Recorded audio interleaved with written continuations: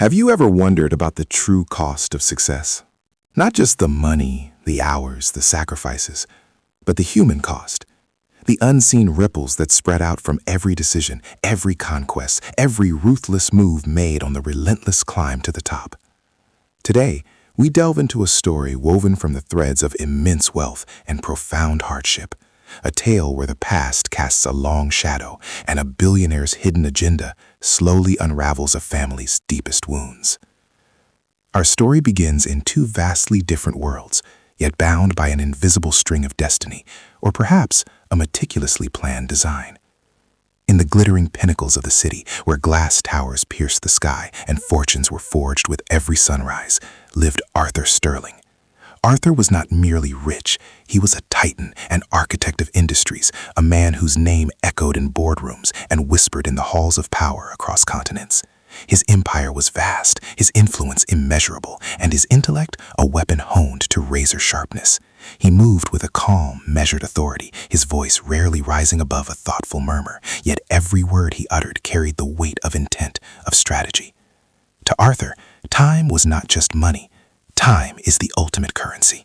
He hoarded it, leveraged it, and spent it with surgical precision. But beneath the polished facade of the ultimate corporate predator, a complex mind whirred, driven by legacy, power, and perhaps a hidden yearning for something more profound. He was aloof, often emotionally detached, yet capable of surprising empathy when it served his deeper, often inscrutable purposes. His greatest weaknesses were his arrogance, his deep-seated trust issues, and a tendency towards ruthlessness that had, in his younger days, perhaps cost him more than just fleeting profit. Miles away, nestled in the forgotten veins of the city, where brick crumbled and dreams often turned to dust, lived Elias Thorne. Elias was a man sculpted by hardship, but never broken. 15 years ago, his world had imploded. His wife, Lena, had vanished without a trace, leaving him with 3 young children and a gaping wound in his heart. The official story, the one whispered by neighbors and etched into his soul, was that she had abandoned them. For 15 years, Elias had carried that burden, raising his children, Maya, the eldest, a boy named Leo, and the youngest, a bright spark named Chloe, with unwavering devotion, fierce love, and a quiet dignity that defied their circumstances. He ran a small, struggling repair shop, fixing anything from old radios to broken hearts, a testament to his resourcefulness and ingenuity. His hands, calloused and strong, told a story of relentless work, of picking up the pieces again and again. His eldest daughter, Maya Jenkins, now a young woman, was her father's rock. She embodied resilience, hope, and a deep-seated compassion that was often tempered by a pragmatic cynicism born of their struggles. Her soft-spoken manner belied a core of steel, and when she spoke, it was with earnest emotion, a genuine reflection of her soul. She believed, fundamentally, that there's always a way, even when it's hard. Maya worked 2 part-time jobs, helped Elias at the shop, and fiercely protected her younger siblings. She was perceptive, intelligent, and carried the quiet weight of responsibility for her family. The memory of her mother's sudden departure was a constant ache, a puzzle she couldn't solve, and a source of quiet, simmering resentment. She had witnessed her father's silent suffering and vowed to never let anything break their family again. The stage was set. A man of limitless power, driven by an unknown agenda. A family forged in the fires of abandonment and hardship, holding on to hope by a thread. And somewhere in the opulent world of Arthur Sterling, a carefully laid plan was about to be activated, its true purpose shrouded in mystery, its outcome destined to redefine the lives of everyone involved. The Thorne family's small repair shop, Thorne's Fix-It, was more than just a business, it was the heart of their world. The scent of motor oil and old electronics mingled with the faint aroma of Maya's homemade coffee, which she brought for Elias every morning. Business had been particularly slow, and the weight of overdue bills pressed heavily on Elias's shoulders. He often found himself staring at a faded photograph on his workbench, Lena smiling brightly, before everything changed. He'd never removed it, a constant reminder of both his loss and the reason he fought so hard. One sweltering afternoon, a formal-looking envelope arrived, addressed to Elias Thorne. It was from the city council, a notice of eminent domain. Their block, a forgotten corner for decades, was suddenly slated for urban revitalization. Their shop, their home above it, everything they had painstakingly built, was to be demolished in 6 months. The compensation offered was pitiful, barely enough to cover a few months' rent elsewhere, let alone restart their lives. Elias read the letter, his face paling, the usual lines of worry on his forehead deepening into furrows of despair. Maya, watching him from across the shop, felt a cold dread creep into her stomach. This wasn't just another challenge. This was an earthquake. "Dad, what is it?" she asked, her voice barely a whisper. He handed her the letter, his hand trembling slightly. As she read, her own heart sank. "Urban revitalization. This place has been forgotten for 50 years. Why now?" "I don't know, Maya," Elias replied, his voice hoarse. "But it means we lose everything. Again." The last word hung in the air, thick with unspoken pain, a silent echo of Lena's departure. Just as the despair threatened to overwhelm them, another, far less formal, envelope arrived. This one was unmarked, hand-delivered by a nondescript courier. Inside, a single, elegantly printed card. It bore no name, only a single cryptic phrase. "Seek the hidden path, and redemption may follow." Below it, a website address. Maya looked at her father, then back at the card. "This is strange, a cryptic riddle in the middle of our worst crisis." Elias, though weary, felt a flicker of his old curiosity. It's either a cruel joke or something else. We have nothing left to lose. He typed the address into his old desktop computer. The screen flickered to life, revealing a sleek, minimalistic interface. A single question glowed. "Are you willing to face your past, to secure your future?" Before Elias could answer, a message popped up. "A representative will contact you." Meanwhile, in a sun-drenched penthouse office overlooking the sprawling metropolis, Sophia Hayes answered her private line. Sophia, Arthur Sterling's grandniece and protege, was a young woman of impeccable breeding and sharp intelligence. She had been educated in the finest institutions, traveled the world, and was accustomed to a life of immense privilege. Initially, she might have appeared slightly condescending or detached, but she possessed an underlying capacity for genuine warmth and self-discovery. Her mantra, though she hadn't fully grasped its depth yet, was, "There's more to life than money, eventually." "Sophia, a new project requires your unique perspective." Arthur's voice resonated through the line, calm and authoritative. "I need you to observe a family, the Thorne family. They are about to face a significant challenge, one that will test their resolve." Sophia raised an eyebrow. "Observe? As in a social experiment, Uncle Arthur?" Her tone held a hint of amusement, mixed with a familiar weariness of his eccentric directives. "Think of it as an exploration into humanity's resilience, Sophia, a study in the architecture of the human spirit. You will pose as a consultant for a new community outreach program, Project Zenith. Offer assistance, but do not directly solve their problems. Observe their choices, their reactions, report everything." Sophia suppressed a sigh. Another one of Arthur's elaborate schemes. She was used to it. She valued his mentorship, the access to his vast network, and the sheer intellectual challenge he presented, but sometimes his methods felt detached. "And what is the ultimate objective, Uncle?" Arthur paused, a rare moment of silence. "To understand, to learn, and perhaps to right a very old wrong." His voice held an unusual inflection, a fleeting vulnerability that Sophia almost missed. "Be thorough, Sophia. This family, their past is more intricate than it appears. The father, Elias Thorne, and his eldest daughter, Maya Jenkins, are of particular interest." The next day, Sophia, impeccably dressed, but trying to project an air of approachable professionalism, arrived at Thorne's Fix-It. She introduced herself as a representative from Project Zenith, a new initiative aimed at supporting small businesses and families affected by urban development. She spoke with confidence and a refined accent, a stark contrast to the worn surroundings. Maya, ever watchful, eyed her with suspicion. She was used to people making promises, to outsiders swooping in with grand plans that rarely materialized. "Project Zenith? Never heard of it. And you just happen to show up right after we get an eviction notice?" Sophia offered a practiced smile. "Coincidence, perhaps, or timely intervention, Miss Jenkins. Our team monitors urban development plans. We aim to help communities adapt, not just displace them." Elias, though guarded, was desperate. "What kind of help are you offering?" "Financial guidance, relocation assistance, business development workshops, even legal counsel to negotiate better terms with the city," Sophia rattled off, sounding rehearsed. "But first we need to understand your needs, your challenges, your story." She glanced at the faded photograph on the workbench. "Your family story." Maya bristled. "Our story isn't for sale or for study, Miss Hayes. We're not a charity case." Her empathy often made her defensive of her family's dignity. "There's always a way, even when it's hard," she thought, but this time it felt harder than ever. She knew instinctively that Sophia, with her expensive clothes and air of effortless privilege, represented a world far removed from their own, a world that often took more than it gave. Sophia began her observation. She scheduled regular visits to Thorne's Fix-It, asking pointed questions, meticulously noting down Elias and Maya's struggles, their hopes, their arguments. She offered advice that often felt out of touch, solutions that required resources they didn't have, or a mindset she couldn't quite grasp. She initially saw them as data points, a social experiment to present back to Arthur. Their resilience was admirable, their struggle unfortunate, but she maintained an emotional distance, maintaining her professional demeanor. One afternoon, Sophia witnessed a particularly poignant moment. Elias was trying to fix an ancient refrigerator for an elderly neighbor, Mrs. Albright. The part was obsolete, and the cost of a new fridge was well beyond Mrs. Albright's means. Elias, despite his own financial woes, spent hours tinkering, improvising, using scrap parts from his junk haul. He refused payment, simply asking for a batch of Mrs. Albright's famous cookies. "Why would you do that, Mr. Thorne?" asked Sophia, genuinely puzzled. "You're struggling yourself. That time could have been spent on a paying job." Elias looked at her, a gentle smile on his tired face. "Some things are more important than money, Miss Hayes. Mrs. Albright is family. We look out for each other. What good is a working fridge if it doesn't feed a kind soul?" Maya, overhearing, nodded. "He's right. That's how we survive. Not by hoarding, but by sharing what little we have."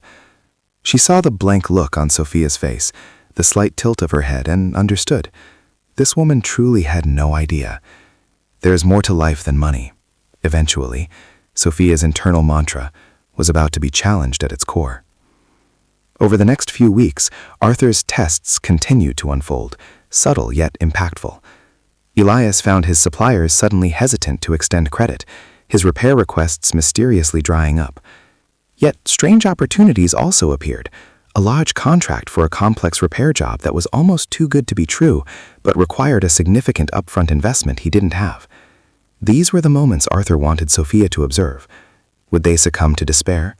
Would they compromise their integrity? Or would their resilience shine through? Sophia reported back to Arthur, detailing Elias's unwavering generosity and Maya's fierce determination. "They're different, Uncle Arthur," she confessed during one of their weekly calls. "They don't think like us. They prioritize people, community, even when it means personal sacrifice." Arthur listened, his eyes unreadable. "Indeed, human nature is a fascinating tapestry, Sophia. Keep observing." He then steered the conversation to Sophia's own challenges. "How is your proposed legal strategy for the relocation compensation coming along?" Sophia frowned. "It's difficult. The city's offer is deliberately low, almost predatory, and the legal team they've assigned to Project Zenith seems uncooperative." Arthur's lips curled in a faint, knowing smile. "Obstacles exist to be overcome, Sophia. That is where true learning begins." He knew, of course, that the uncooperative legal team was a deliberate part of the test, designed to push Sophia beyond her comfort zone, to force her to rely on her own ingenuity rather than inherited power. One particularly stormy evening, the old electrical system in Thorne's Fix-It finally gave out, plunging the shop and their home into darkness. A vital piece of equipment, essential for their current contract, was damaged. Without it, they couldn't complete the job, meaning no payment and no hope of moving or rebuilding. Despair began to set in. Leo and Chloe, though understanding, were visibly upset, their fear for their future palpable. "We can't give up, Dad," Maya said, her voice firm, despite the tremor in her own heart. "There has to be a way." She remembered the cryptic card, the website. "Are you willing to face your past to secure your future?" What past? Lena's departure. Inspired by the memory of her mother, who was always resourceful, Maya started to dig. She spent nights at the library, researching urban development projects, specifically those involving the corporation slated to demolish their block, Sterling Holdings, Arthur Sterling's company.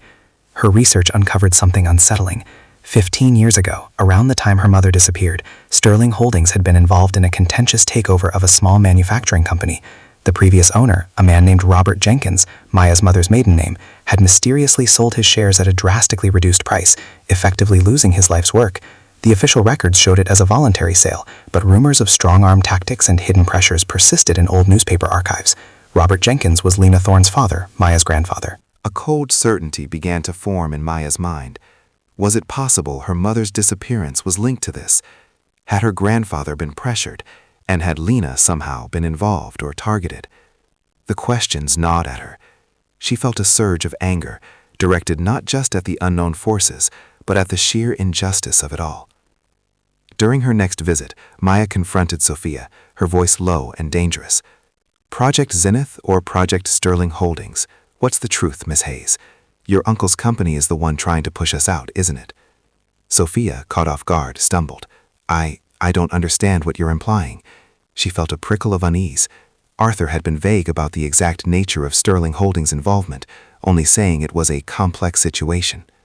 I'm implying that your help is a cruel joke, Maya retorted, her eyes blazing. My grandfather, Robert Jenkins, had his company bought out by Sterling Holdings right before my mother disappeared, 15 years ago. Are you telling me that's a coincidence? Sophia's facade cracked. She remembered Arthur's peculiar tone when he spoke of righting an old wrong, and the name, Jenkins. It had been mentioned in passing in old company reports she'd skimmed. A seed of doubt, then alarm, began to sprout within her. She knew Arthur was ruthless, but this felt different, more personal, more devious. I will look into it, Maya, Sophia promised, her voice uncharacteristically soft. I swear, I had no idea. She genuinely hadn't. Her sheltered world had kept her blind to the dirtier underbelly of her family's empire. She saw Maya's pain, Elias's quiet strength, and for the first time felt a genuine pang of guilt. There's more to life than money. The words now carried a profound, heavy meaning she was only just beginning to grasp. Overwhelmed by what Maya had uncovered, Sophia returned to her penthouse, the glitz and glamour suddenly feeling hollow. She confronted Arthur that evening, her voice shaking with uncharacteristic emotion. Uncle Arthur, what is your connection to the Thorne family, to Robert Jenkins? Maya believes her mother's disappearance is linked to your company's acquisition of her grandfather's business. Is this true? Arthur, seated in his high-backed leather chair, merely sipped his herbal tea. His gaze, usually so impenetrable, held a flicker of something Sophia couldn't quite decipher. A faint regret, perhaps, or a deep-seated weariness. The truth, Sophia, he began, his voice calm, measured, is rarely simple, and often it is far more painful than the lies we tell ourselves. The time for revelations is approaching, but first, the final test. He then revealed the details of the final test. The Thorne family's immediate demolition was to be expedited. A legal loophole, engineered by Arthur's network, meant they had only 48 hours to vacate, not 6 months. It was a brutal, seemingly heartless move, designed to push them to their absolute breaking point. You want to break them, Uncle? Sophia asked, horrified. No, Sophia, Arthur said, his eyes now fixed on her, piercing. I want to see what they are truly made of. I want to see if their spirit, their integrity, their love for each other can withstand the ultimate storm. And I want you to witness it, because what you learn from them may be the most valuable lesson you ever receive. Sophia felt a chill run down her spine. The stakes were higher than she could have ever imagined. She was no longer just an observer. She was caught in the ethical crossfire of her uncle's elaborate game.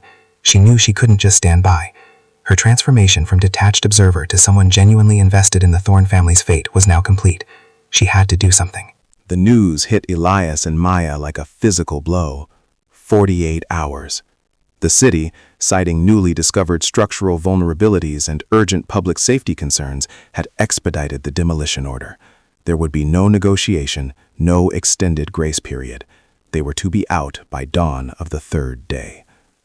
Elias, usually so composed, shattered an old broken radio against the wall. The despair was overwhelming, the injustice unbearable.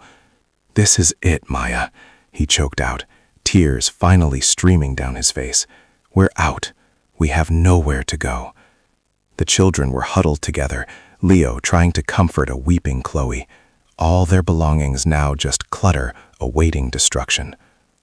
Maya, though devastated, felt a surge of cold fury. This wasn't bad luck. This was orchestrated. She looked at her father, at her siblings, then at the single photograph of Lena on the workbench. She vowed, then and there, that she would not let them be broken. There's always a way, even when it's hard. Just then, Sophia burst into the shop, her usual composure gone. Her hair was disheveled, her expensive suit rumpled. Maya, Elias, I can't let this happen. My uncle, he's behind this. Not just the demolition, but I think he's connected to Lena's disappearance too. Elias stared at her, his eyes wide with disbelief and a flicker of desperate hope. What are you talking about, Miss Hayes? Sophia, she corrected, her voice urgent. Call me Sophia, and I'm talking about a grave injustice. I've been digging, following Maya's lead. I found old files, hushed reports. My uncle, Arthur, in his early ruthless days, was trying to acquire your grandfather Robert Jenkins' manufacturing company, Lena, your wife Elias, she had information, vital financial data that could have exposed Arthur's unethical practices, perhaps even illegal ones, and stopped the takeover. Maya gasped, the pieces of the puzzle starting to violently click into place. My mother, she had information. Yes, Sophia affirmed, her voice filled with newfound conviction. Arthur Sterling couldn't allow that information to become public, so he gave Lena an ultimatum. Disappear. Leave your family, and he would ensure your grandfather's company was acquired quietly, without completely ruining him, and your family would remain safe, untargeted by his vast network. Or she could stay, expose him, and he would crush your father's business, destroy your grandfather completely, and ensure your family faced utter ruin with no future. Elias stumbled back, reeling from the revelation. Not abandonment, sacrifice, a brutal choice forced upon the woman he loved. Lena hadn't left them. She had saved them. The burden of abandonment, the resentment, the shame, shattered into a million fragments, replaced by a searing pain of understanding and an overwhelming wave of love and profound grief for her sacrifice. She did this for us, Elias whispered, his voice broken. All these years, I thought she chose to leave. She chose to protect you, Sophia clarified, tears welling in her own eyes. She made the impossible choice to ensure you and the children had a chance at life, a chance at dignity, even if it meant she had to live in the shadows, burdened by a false narrative of abandonment. Just then, a sleek black limousine pulled up outside Thorne's Fix-It. Arthur Sterling emerged, flanked by two imposing security guards. He walked into the shop, his presence instantly commanding, his face impassive as he surveyed the scene, the distraught family, the damaged shop, the tearful Sophia. The truth, as you can see, has a way of revealing itself, Arthur said, his voice calm, cutting through the emotional tension like a sharp knife. He looked directly at Elias, his gaze unwavering. 15 years ago, I made a choice, a necessary one, I believed, to secure my own ascent. Lena made her choice. A harder one, perhaps, but one she never regretted, even in her last moments. Last moments? Maya cried, her voice laced with terror. What are you saying, Mr. Sterling? Arthur's gaze softened almost imperceptibly as he turned to Maya. Lena never truly abandoned you. She lived a quiet life, under a different name, always watching from afar, ensuring you were safe. She worked for a small nonprofit that championed environmental causes, far from the world she sacrificed to leave. She never stopped loving you, Elias. Never stopped being proud of you, Maya, of Leo and Chloe. She knew of your struggles, of the demolition, and she reached out. To me. She found you? Elias whispered, hope and agony warring in his eyes. Yes, Arthur confirmed. A few months ago. She was ill, gravely ill. She asked for one thing, to ensure her family was safe, truly safe, and for you to finally know the truth. She wanted you to understand her sacrifice, not to live with the pain of her perceived abandonment. Arthur pulled a small, worn, leather-bound journal from his inner coat pocket. This is her journal. She wrote in it every day for 15 years. Every milestone, every heartbreak, every triumph in your lives. She documented it. She saw you, Elias, working tirelessly. She saw you, Maya, growing into a woman of incredible strength. She knew the demolition was coming. She knew her end was near. And she believed that only by exposing the truth, through a series of tests that would highlight your resilience, could I truly atone, and could you truly understand. He handed the journal to Elias. Its cover was worn smooth, pages filled with Lena's familiar handwriting. Elias opened it, his eyes scanning the first page, then the next. A choked sob escaped him. It was her voice, her thoughts, her love. Lena hadn't abandoned them. She had simply disappeared into a different kind of love, a hidden, sacrificial love. He then looked at Sophia. You have learned much, Sophia, about the true cost of power and the immeasurable value of integrity and family. The true wealth, you see, is not what we accumulate, but what we protect, and what we are willing to sacrifice for those we love.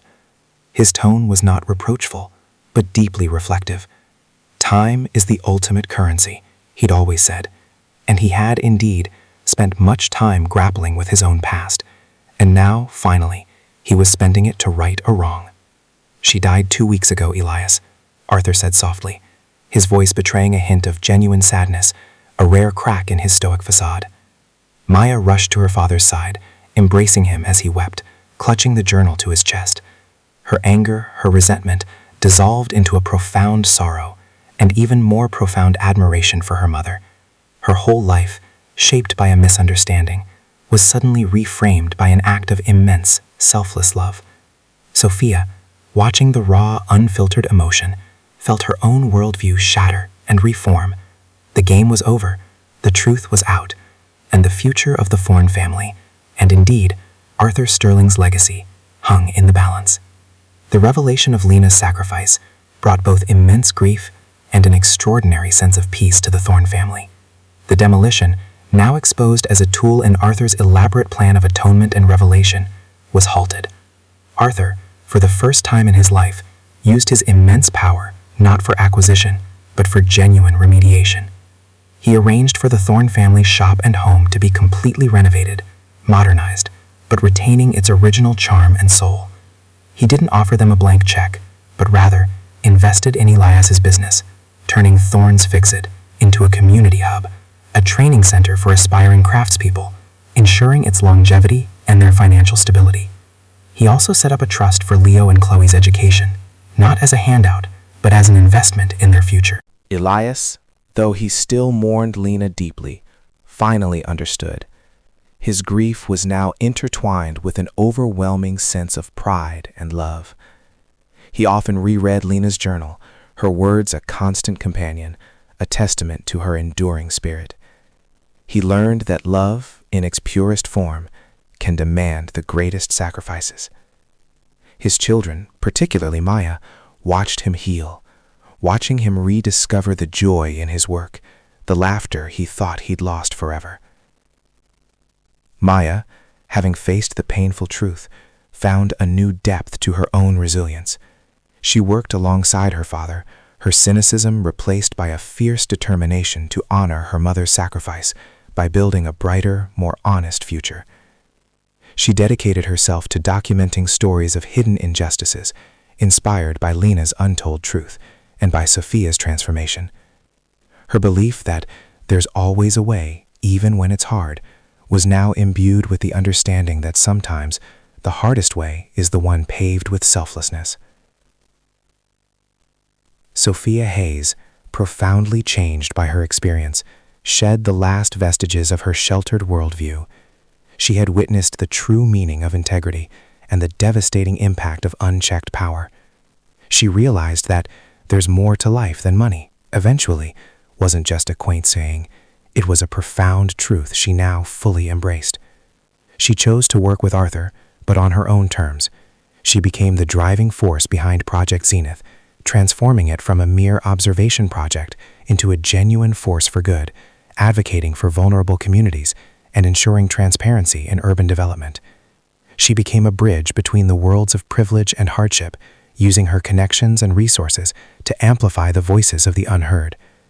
Her initial interaction with Maya, urged from this ordeal, subtly changed.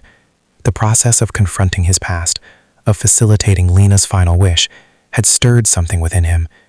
He still moved with calm authority, his strategy still cunning, but there was a quiet reflection in his eyes, a nuanced understanding that even the grandest empires are built upon individual lives, individual choices, and individual sacrifices.